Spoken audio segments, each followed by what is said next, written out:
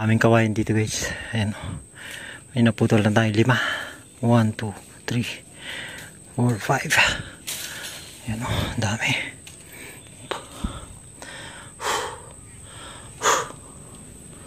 Ayan guys. Naputol na natin yung ating kawayan na kinuha dun. Dun lang pinagkunan ko kanina guys. Dun sa baba. Tapos dyan lang yung gagawin nating kubo. So malapit lang. At dito tayo mag-prepare ng mga gagamitin nating kawayan.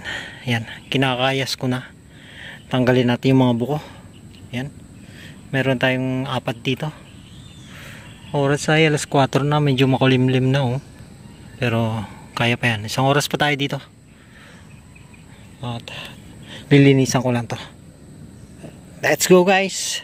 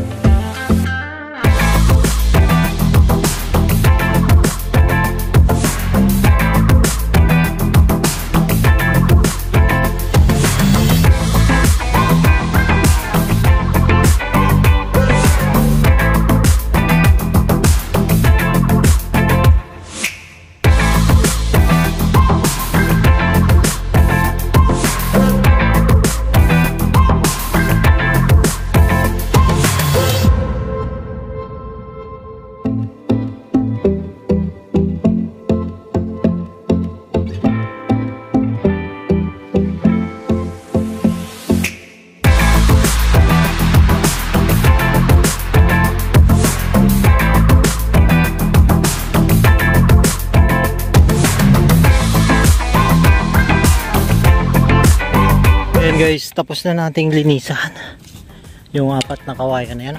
Malinis na yan. Yan. Papatuyuin na lang natin. Yan.